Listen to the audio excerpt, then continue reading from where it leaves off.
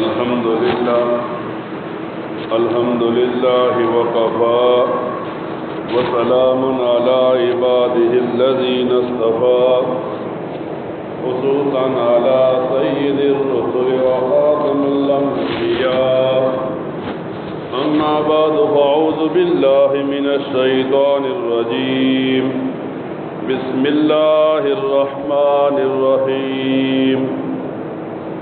قال الله تبارك وتعالى بالكلامه المجيد والفرقانه الحميد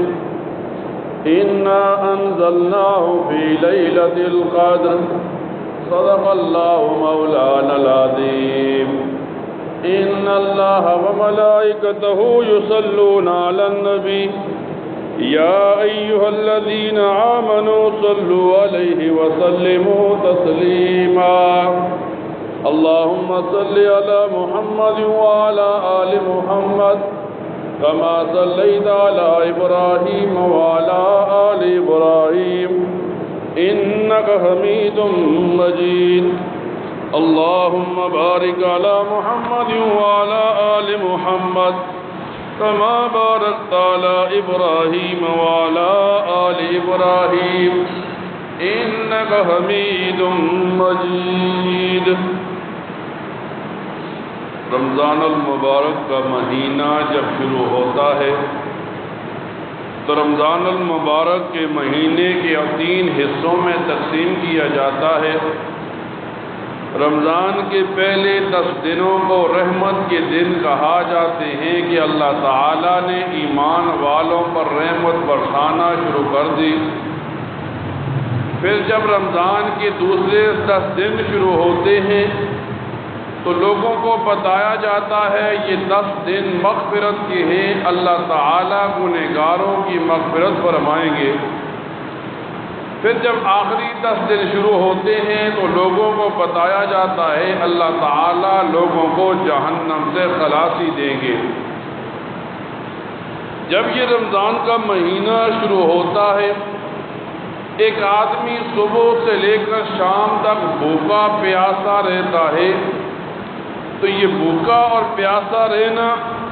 یہ ایک انسان کو یہ سمجھانے کے لیے ہوتا ہے کہ معاشرے میں کچھ غریب بھی ہیں جنہیں کھانے کے لیے کچھ نہیں ملتا، تو امیر لوگوں کو احساس دلایا جاتا ہے غریب کی زندگی کے بارے میں۔ فرماتے ہیں ایک آدمی جب بھوکا پیاسا رہتا ہے تو اللہ تعالیٰ کی صفت ہے، نہ اللہ تعالیٰ کھاتا ہے نہ پیتا ہے، تو یوں آتا ہے جو اللہ تعالیٰ کی کسی صفت کو اپناتا ہے اللہ تعالیٰ اس بندے کو دنیا آخرت میں کامیاب کر دیتے ہیں۔ جب انسان رمضان کا مہینہ پاتا ہے، رمضان کے مہینے کے اندر ایک مسلمان اپنے گناہ اپنے رب کے سامنے بار بار رکھتا ہے تاکہ اللہ تعالیٰ اس بندے کے گناہوں کو معاف کر دے۔ حدیث مبارکہ میں آتا ہے نبی کریم صلی اللہ علیہ وسلم فرماتے ہیں رمضان کی ہر شام کو لوگوں کی مغفرت کر دی جاتی ہے، ایسے لوگ جن پر جہنم لازم تھی انہیں جہنم سے بری کر دیا جاتا ہے۔ پھر جب رمضان کی آخری شب آتی ہے، آخری شام آتی ہے، تو جتنے لوگوں کی پورے رمضان میں مغفرت ہوئی تھی اس ایک شام کو اتنے ہی لوگوں کی مغفرت کر دی جاتی ہے۔ ایک مسلمان جب رمضان کا مہینہ پاتا ہے، رمضان کے مہینے میں آخری 10 دن ایک آدمی اللہ کے گھر میں بیٹھ کر اللہ کا مہمان ہو جاتا ہے۔ ہم لوگ یہ سوچتے ہیں شاید کہ صرف جو مسجد میں آدمی اعتکاف میں بیٹھا ہے وہی عبادت کرے گا، نہیں، علماء لکھتے ہیں یہ آدمی تو اس لیے بیٹھا کہ باقی محلہ گنہگار نہ ہو، نیکی تو ہر مسلمان نے کرنی ہے، اور جب رمضان کی طاق راتیں ہوں 21ویں ہو 23ویں ہو 25ویں ہو 27ویں ہو یا 29ویں ہو، ہر مسلمان اس رات میں عبادت کرے۔ علماء لکھتے ہیں اگر ایک آدمی کسی کمزوری کی وجہ سے، عذر کی وجہ سے عبادت نہیں کر سکتا رات کو، تو کم از کم وہ یہ کوشش کرے عشاء کی نماز بھی جماعت کے ساتھ پڑھے، صبح کی نماز بھی جماعت کے ساتھ پڑھے۔ ایک آدمی جب عشاء کی نماز جماعت سے پڑھتا ہے اسے آدھی رات عبادت کرنے کا ثواب ملتا ہے، اور جب ایک آدمی پھر صبح کی نماز جماعت کے ساتھ پڑھتا ہے اسے پوری رات عبادت کا ثواب ملتا ہے۔ جب ایک آدمی رمضان کی آخری 10 دنوں کے لیے مسجد میں آتا ہے، یہ بندہ اللہ تعالیٰ کا مہمان بن جاتا ہے۔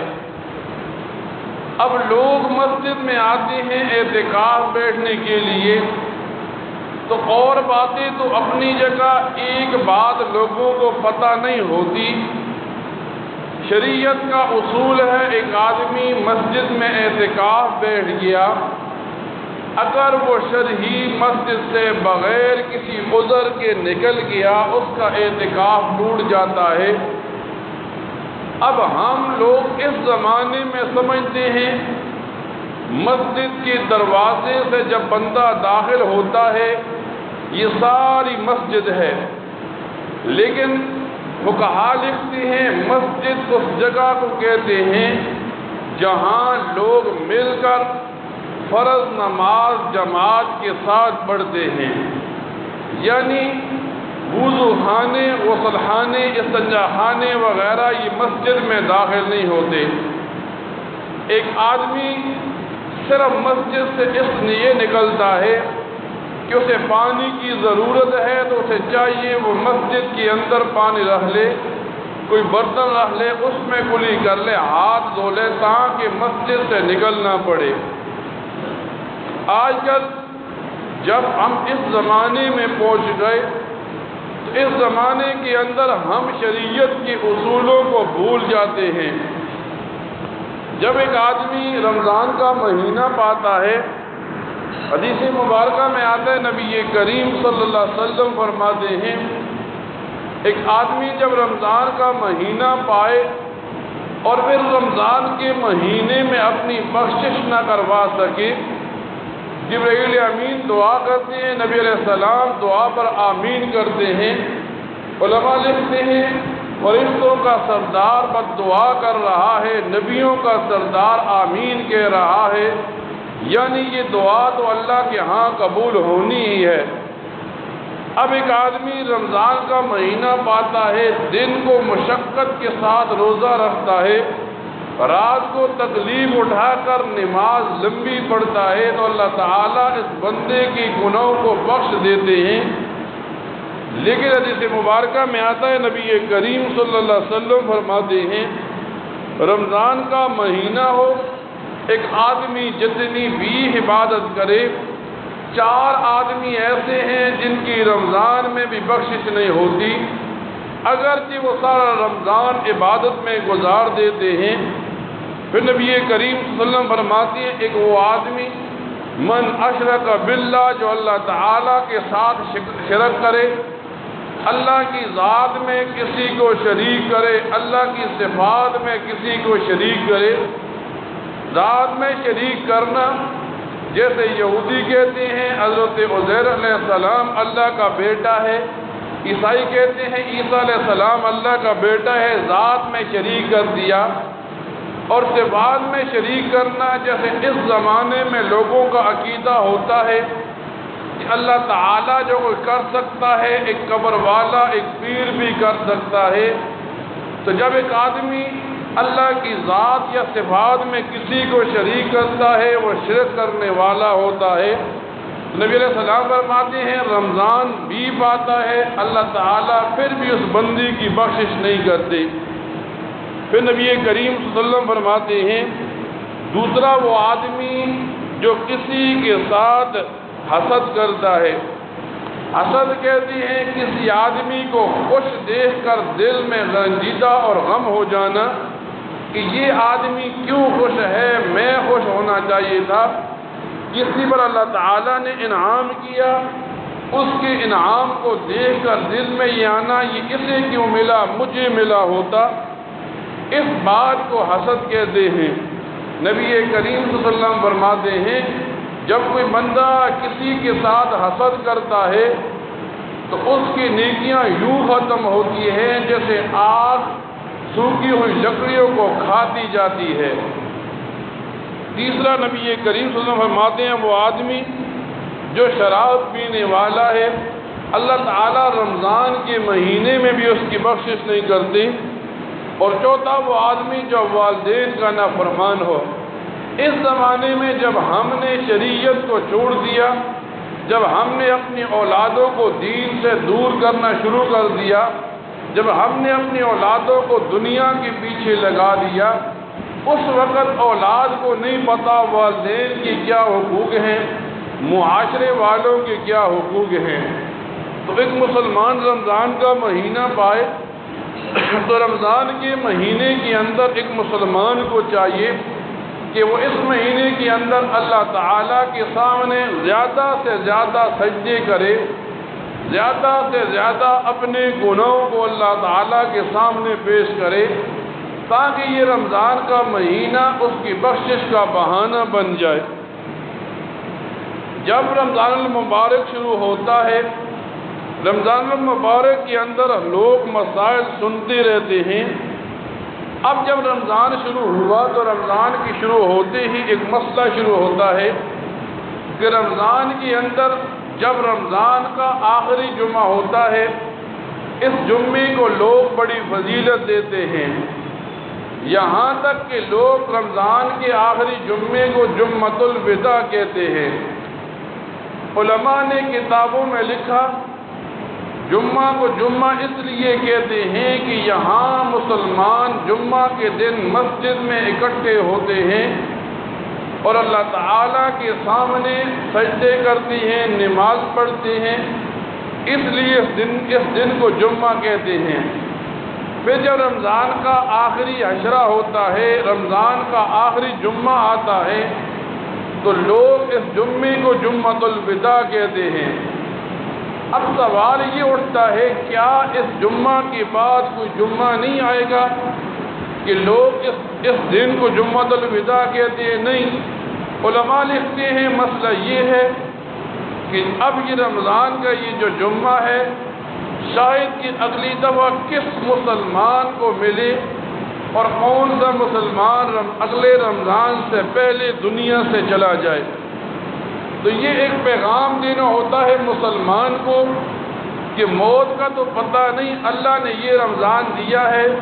اس رمضان کے اندر تو اپنے گناہوں کو اللہ کے سامنے پیش کر، شاید کہ اللہ تیرے گناہوں کو معاف کر دے۔ اب جب رمضان کا یہ جمعۃ الوداع آتا ہے،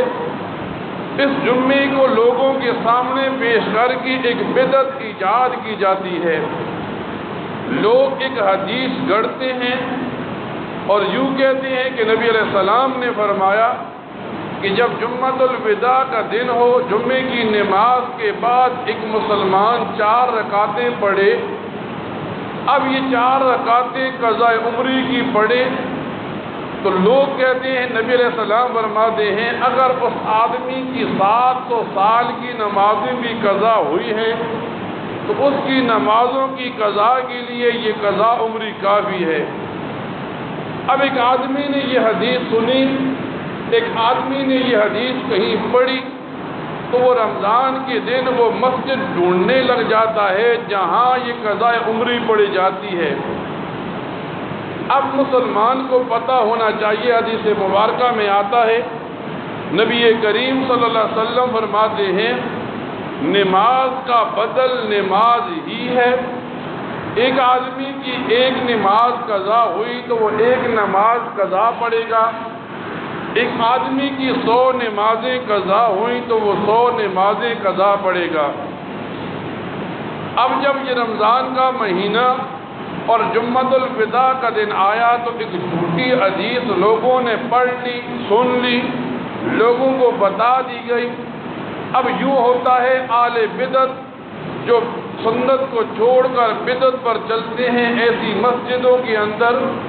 امام فرض نماز کے بعد لوگوں کو قضاء عمری پڑھاتا ہے اور وہ امام لوگوں کو سمجھاتا ہے یہ قضاء عمری ساری زندگی کی نمازوں کی قضا ہے۔ تو ایک مسلمان کو اتنا تو پتہ ہونا چاہیے، یہ حدیث جو لوگ اہل بدعت بیان کرتے ہیں،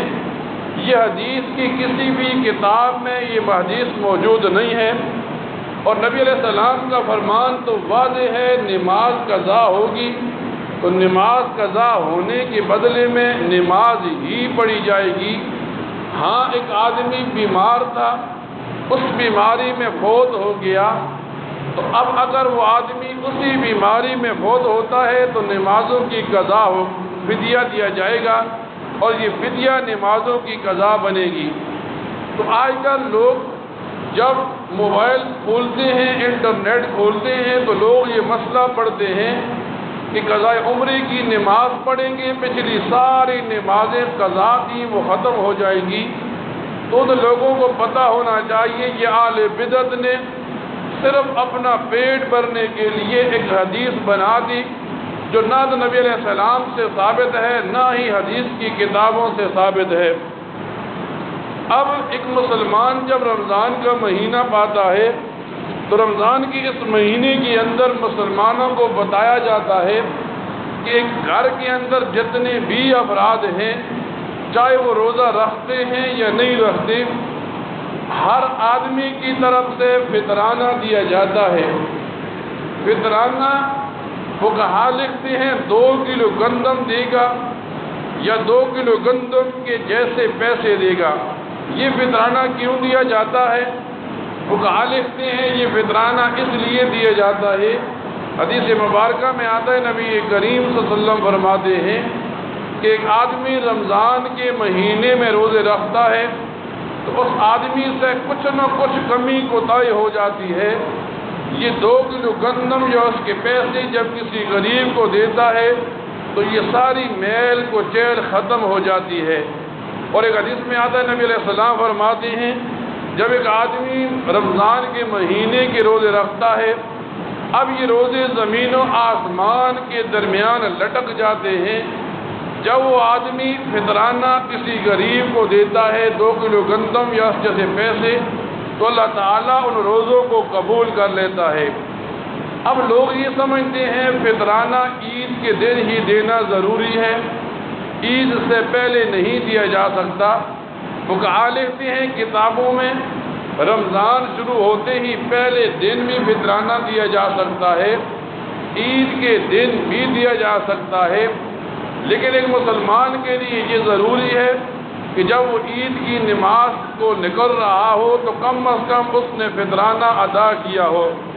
تو اس لیے ایک مسلمان جب رمضان کا پورا مہینہ مشقت اٹھا کر روزے رکھتا ہے، اس مسلمان کو پتہ ہونا چاہیے یہ فطرانہ اس کے روزوں کو اللہ کے ہاں مشواتا ہے۔ پھر ہر مسجد میں ہمارے پاس یہ ہوتا ہے جب رمضان کا مہینہ پورا ہوتا ہے تو رمضان کے مہینے میں باش لی جاتی ہے۔ اب یہ باش مسجد کا حق ہوتا ہے، مسجد کی انتظامیہ جب یہ باش لیتی ہے تو اس سے امام کو تنخواہ دیتے ہیں، مسجد کے بقیہ اخراجات اسی باش سے نکالتے ہیں۔ تو ہر مسلمان کو چاہیے سال کے بعد اگر ایک مسجد والا 1000 روپیہ آپ سے مانگتا ہے تو آپ یہ سمجھیں کہ میں اللہ کے گھر کو دے رہا ہوں، کل جب میں مسجد کو جاؤں گا مجھے امام ملے گا نماز پڑھانے کے لیے، مجھے ہر قسم کی آسانی ملے گی، اور جب لوگ آئیں گے مسجد میں اس آدمی کو بھی جس نے پیسے دیے ہیں ثواب پورا ملتا جائے گا۔ اللہ تعالیٰ سے دعا کیا کرے اللہ تعالیٰ ان باتوں کو سننے کے بعد ان پر عمل کرنے کی توفیق عطا فرمائے۔ وآخر دعوانا الحمد للہ رب العالمین۔